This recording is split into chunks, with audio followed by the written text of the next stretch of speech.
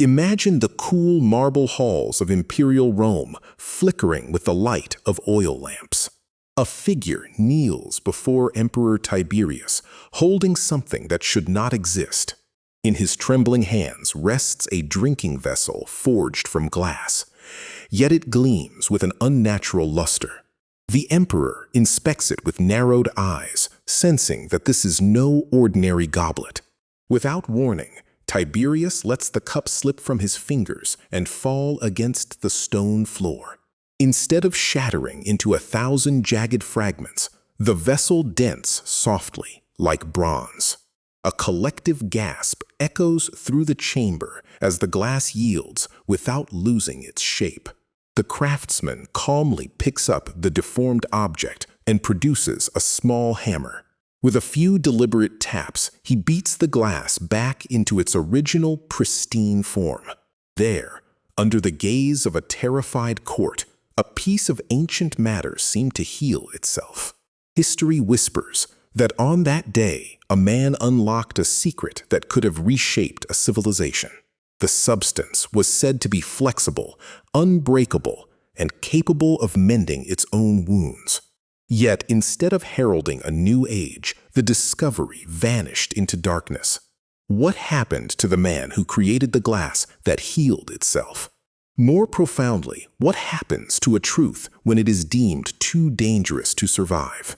The story survives thanks to a fragment of gossip recorded by Petronius and a careful note by Pliny the Elder. They describe a material that defied the fundamental nature of silica, bending where it should crack. The emperor asked a single terrifying question: did anyone else know the formula? When the artisan swore that the knowledge was his alone, the imperial response was merciless. Tiberius ordered the man executed and his workshop razed to the ground. The logic was crushing in its imperial coldness. If flexible glass became common, gold and silver would lose their value.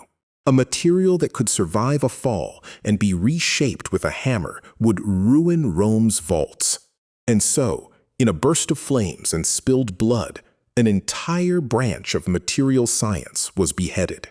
For centuries, scholars dismissed the account as a fable, a satirical exaggeration at best. When stress is applied, the bonds snap and the shards fly apart in irreversible chaos. The very idea of a malleable silica network in ancient Rome seemed impossible. Yet the story persists because it touches a deep anxiety, the fear of forgotten brilliance. Rome was a civilization that mastered concrete so robust it grows stronger in seawater, a formula we only recently decoded. If they could invent self-healing cement, could a lone genius have stumbled upon a recipe for self-healing glass?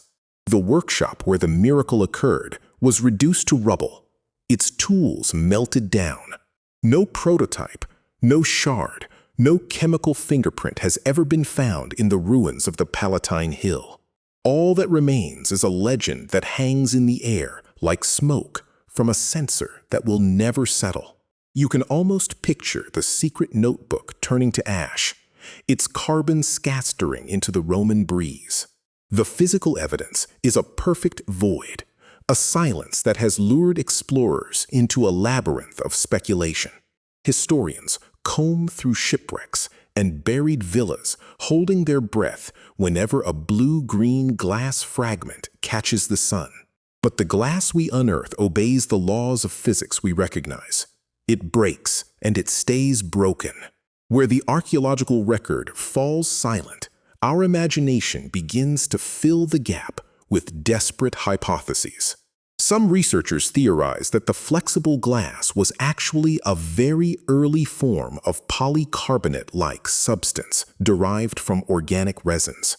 Perhaps the artisan, by accident, fused silica with a plant-based plasticizer that decomposed, leaving no trace. Another school of thought points to the Lycurgus cup, a Roman chalice infused with gold and silver nanoparticles. That cup changes color in the light, proving the Romans played with colloidal chemistry at a nanoscale they could not name. If they could manipulate light, they might have manipulated viscosity and elasticity through metallic suspensions. A darker hypothesis suggests the glass was never glass at all, but a clever forgery made from transparent mica or treated alabaster. In the theatrical light of a palace, a terrified courtier might have mistaken a soft crystal for a miraculous silica marvel. Yet the ancient authors were not fools, and Pliny the Elder was a meticulous observer of natural phenomena. He wrote of a flexible glass that the memory of it lingers, but its dishonor led to its destruction. The very wording implies a tangible reality, a lost artifact whose disgrace was its own perfection. Modern material science has shown that the ancient legend was not a physical impossibility. In our century, chemists have created self-healing glass from a polymer thiol liquid that fills cracks at room temperature. They have designed ceramics that close their wounds when heated, and glass that can be welded back into a continuous sheet. The dream of a resilient, mendable transparency is no longer a fantasy. It is an engineering challenge we are slowly winning. And yet, every modern breakthrough raises the specter of that unnamed Roman artisan. We had to reinvent a wheel that was first turned 2,000 years ago, then shattered by a tyrant's paranoia. The gap between his miracle and our discovery is a 2,000-year detour through darkness. You cannot look at a freshly molded piece of laboratory, self-healing glass without seeing a phantom. The ghost of the craftsman stands beside our clean rooms and electron microscopes, his hammer still dripping with time. We are not merely trying to understand how he did it. We are trying to understand what it cost humanity to forget. The labyrinth of theories has no exit because the center of it is a murder. Every path of logic leads back to that marble floor stained with the blood of a genius. We obsess over the chemistry, but the real enigma is psychological. What does a civilization lose when it systematically destroys the people who see too far? The flexible glass is a metaphor for every lost cure, every suppressed formula, every burned library. The steam engine of Hero of Alexandria, the Antikythera mechanism, and the self-healing goblet form a lonely pantheon of proto-technologies. They are road signs pointing to a future that was postponed by fear and myopia. The Roman glass that healed itself was not just a material. It was a wound in the human story. And wounds, by their nature, demand to be examined, even if we cannot heal them. The human obsession with this tale has driven treasure hunters, chemists, and historians to the edge of reason. During the Renaissance, alchemists whispered of a vitrum flexile as the ultimate stone of the philosophers. They searched for it not in ruins, but in rare earths and divine invocations, hoping to resurrect a rumored glory.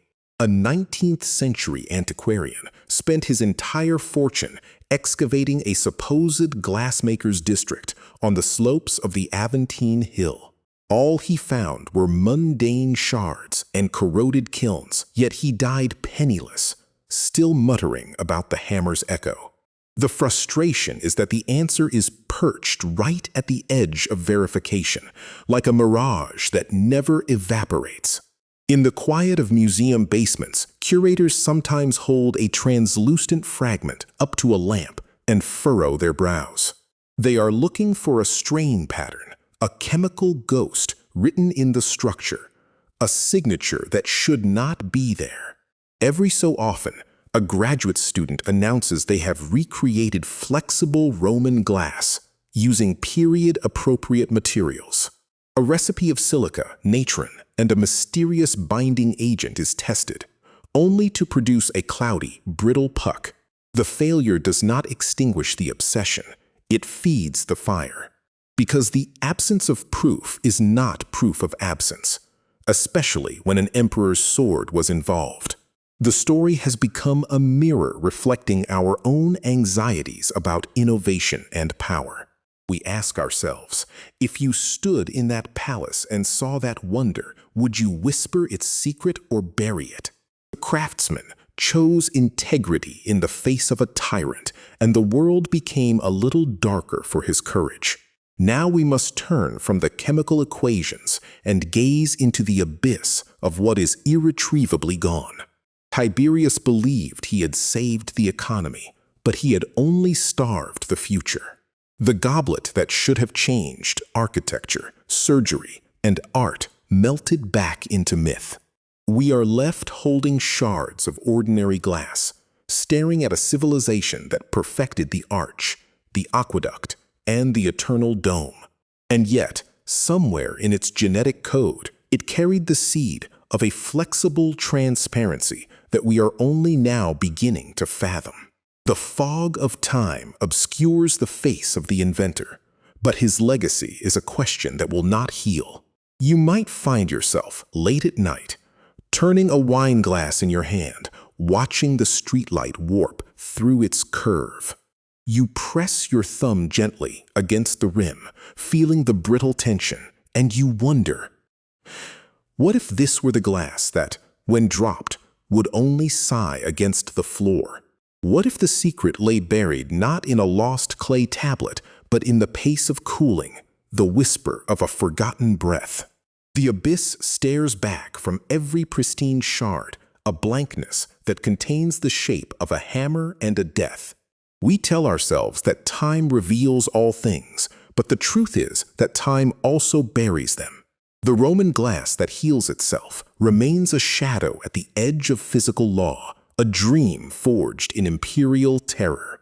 And that silence, like the glass itself, bends but will not break, holding the weight of our unending wonder.